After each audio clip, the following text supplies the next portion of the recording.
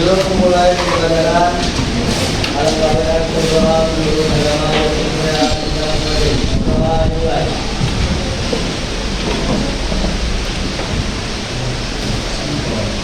Doa selesai. Beri salam. Assalamualaikum warahmatullahi wabarakatuh. Waalaikumsalam warahmatullahi wabarakatuh. Apa kabar semuanya? Baik, Bu. Siapa yang tidak hadir? Adiana.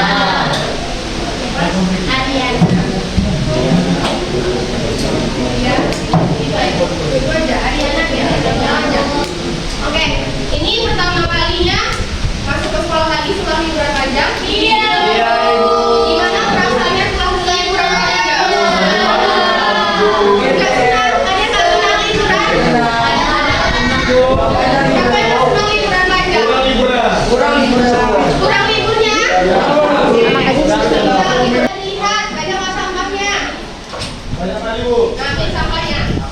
Ambil sampahnya, Ibu. Oke, es bikinnya namanya tepung. Nah, kalau ibu bilang tepung satu, tepungnya 2 kali.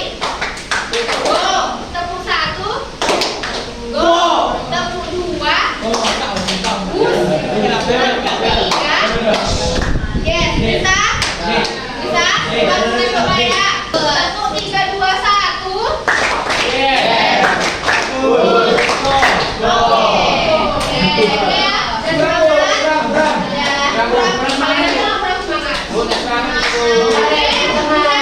Tadi udah ada kasih link untuk ibu bilang kuis. Udah Sandra udah dikirim, udah dikerjakan semuanya. Belum. Ada, Bu. Masuk.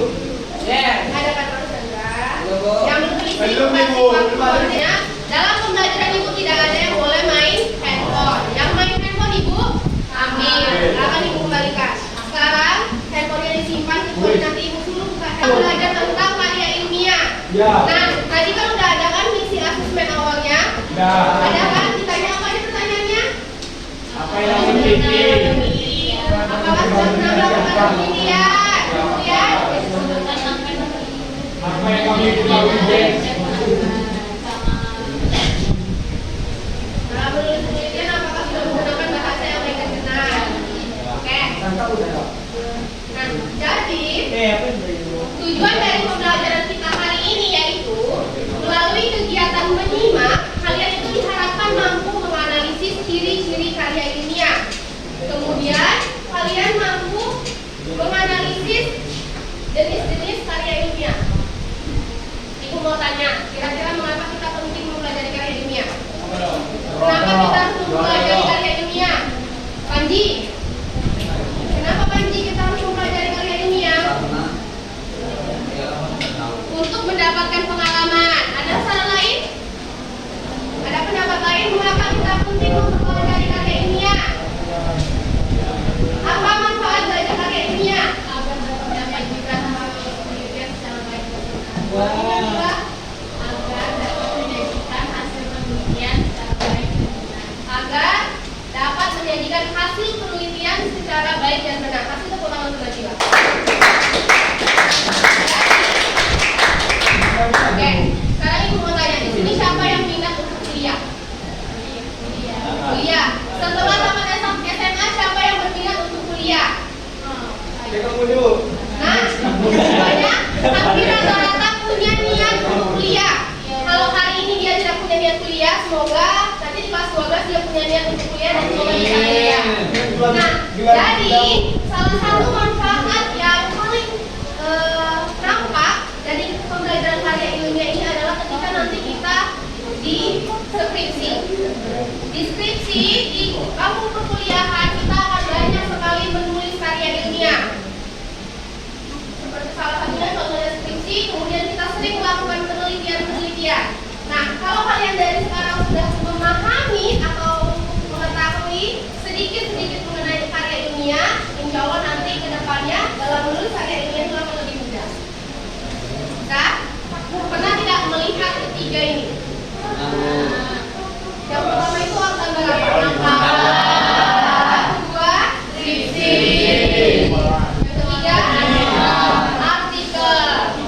iya. Ketiga ini adalah salah satu apa? Karya ilmiah. Ada. Ada apa? Pengertian karya ilmiah. Menurut Kamus Besar Bahasa Indonesia atau KBB, karya ilmiah adalah karya tulis yang dibuat dengan prinsip-prinsip ilmiah, berdasarkan data dan fakta yang didapat dari observasi, eksperimen, atau kajian pustaka. Karya ilmiah bertujuan untuk memaparkan suatu masalah dan solusi dengan cara yang sistematis dan objektif. Ciri-ciri karya ilmiah. Penjelasan dapat dipahami dan dipertanggungjawabkan atau logis. Penjelasannya harus jujur apa adanya berdasarkan fakta dan data atau objektif, sistematis atau berkonservasi, kebenaran dapat diuji, faktual atau uji rumus yang valid, memakai bahasa baku dan sesuai GID. Karya ilmiah juga harus objektif atau mudah dipahami, tidak emotif dan menggunakan faedah verifikasi. Ya, jadi karya ilmiah itu harus dapat dipahami oleh masyarakat secara umum.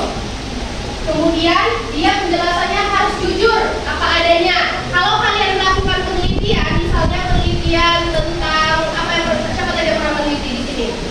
Katanya dia pernah meneliti golongan darah. Ada yang pernah meneliti tentang hewan.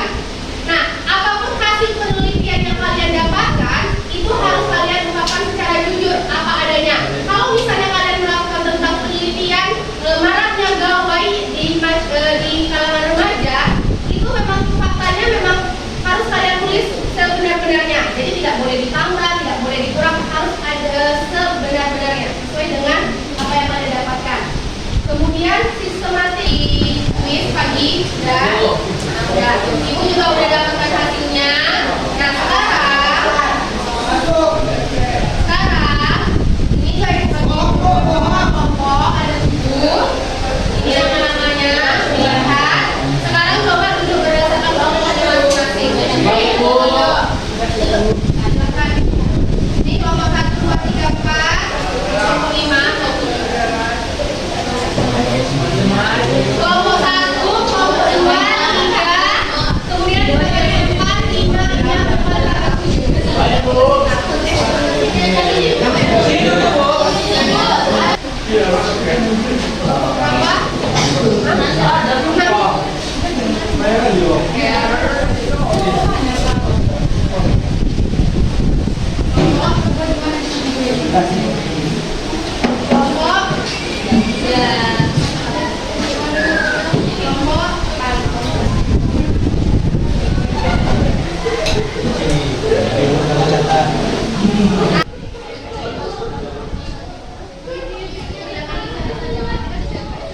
tapi nanti setelah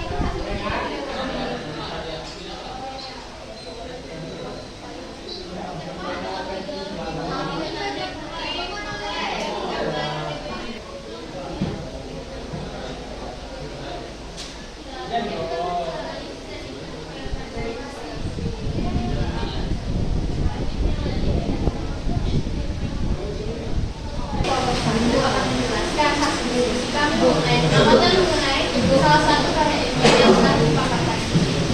Kami akan menjawab pertanyaan tentang ciri-ciri karya ilmiah yang telah kami akan dijawab pada saat ini. Nah, menurut kelompok panitia, berikut contoh konsep dari isi video dan bandingkan dengan ciri-ciri karya ilmiah yang kami tahu. Pertama, objektivitas, yaitu dari video itu cenderung deskriptif, menyampaikan informasi dan sudut pandang masyarakat.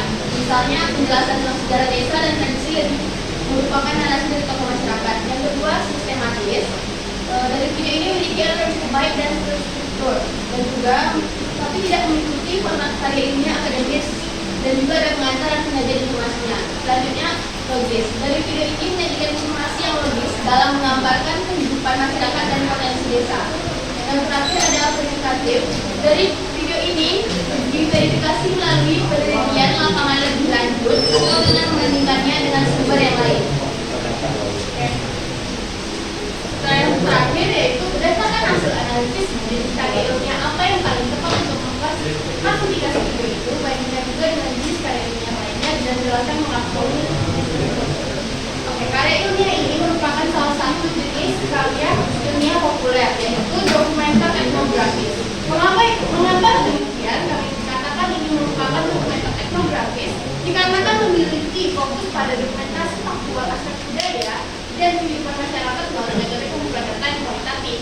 Dan mengapa juga kami mengatakan ini merupakan salah satu jenis karya ilmiah populer karena jenis karya ilmiah ini dapat diperoleh oleh masyarakat secara baik dan benar dan juga dengan gampang memberikan masyarakat informasi yang benar. Oleh sebab itu, karya ilmiah ini kami sebut oleh dengan karya ilmiah dokumenter etnografis atau karya ilmiah yang ditulis berdasarkan prinsip ilmiah, berdasarkan data dan fakta yang akurat melalui observasi atau kajian pustaka. Nah, ciri-cirinya aku akan sebutin 5 ciri-ciri dari karya ilmiah.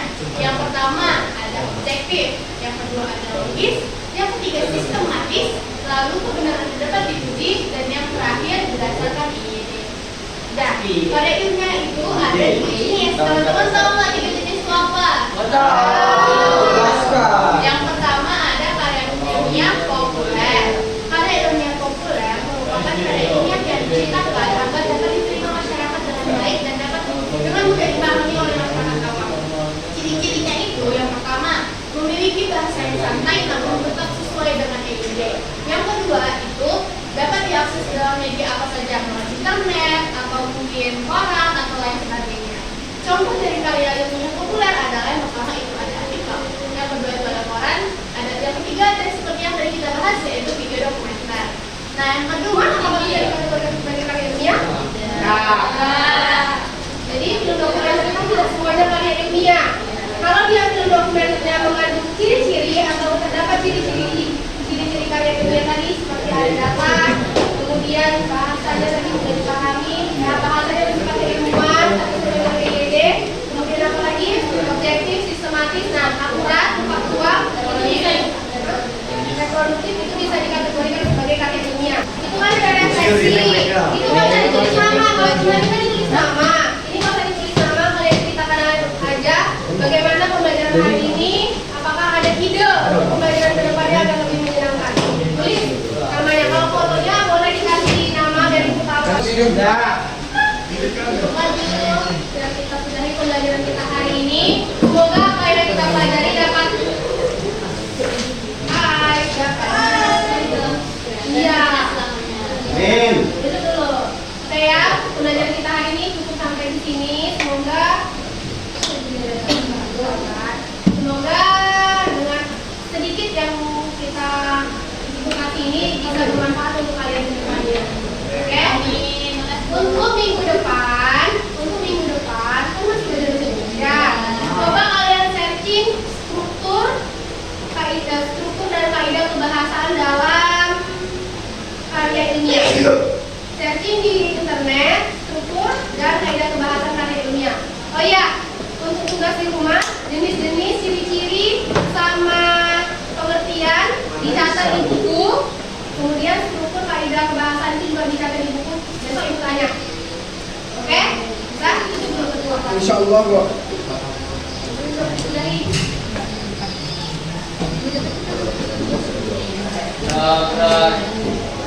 Assalamualaikum warahmatullahi wabarakatuh.